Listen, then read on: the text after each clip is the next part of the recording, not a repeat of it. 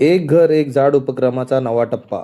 आता जुन्या वृक्षांच्या संवर्धनासाठी डॉक्टर सूर्यप्रकाश कोटे यांचा पुढाकार. पर्यावरण संवर्धन म्हटले की अनेकदा केवळ वृक्षारोपणाची चर्चा होते. मात्र झाडे लावण्याइतकेच आधीपासून अस्तित्वात असलेल्या वृक्षांचे जतन आणि संवर्धन करणे तितकेच महत्त्वाचे आहे.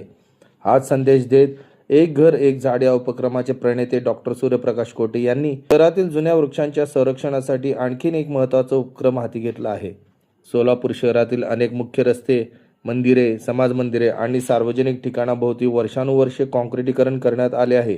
या काँक्रिटीकरणामध्ये अनेक मोठ्या वृक्षांच्या बुंद्याभोवती सिमेंट काँक्रिटीकरण टाकण्यात आल्याने झाडांच्या मुळापर्यंत पाणी आणि हवा पोहोचणे कठीण झाले आहे. परिणामी अनेक झाडांची वाढ खुंटत असून काही झाडे हळूहळू कमकुवत असल्याचे चित्र दिसून येत आहे. ही बाब लक्षात आल्यानंतर डॉक्टर सूर्यप्रकाश कोटे यांनी तात्काळ याची दखल घेत शहरातील अशा झाडांची पाहणी केली. त्यानंतर झाडांच्या बुंद्याभोवती काँक्रिटीकरण काढून माती मोकळी करण्याचे काम सुरू करण्यात आले. या कामामुळे पावसाचे पाणी तसेच नागरिकांनी घातलेले पाणी थेट झाडांच्या मुळापर्यंत पोहोचणार आहे. त्याचबरोबर मुळांना आवश्यक असलेली हवा मिळाल्याने झाडांची नैसर्गिक वाढ होण्यास मदत होणार असून त्यांचे आयुष्यही वाढणार आहे.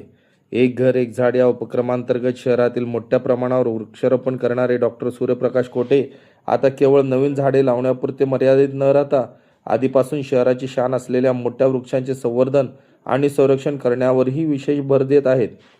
वृक्षारोपणासोबत विद्यमान वृक्षांचे संगोपनही तितकेच आवश्यक आहे.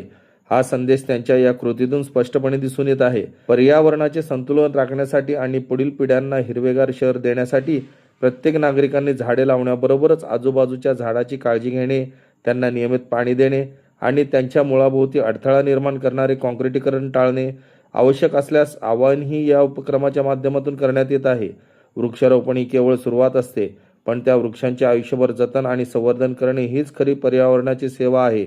डॉक्टर सूर्यप्रकाश कोटे यांच्या या उपक्रमातून नेमका हाच संदेश संपूर्ण शहराला दिला जात आहे.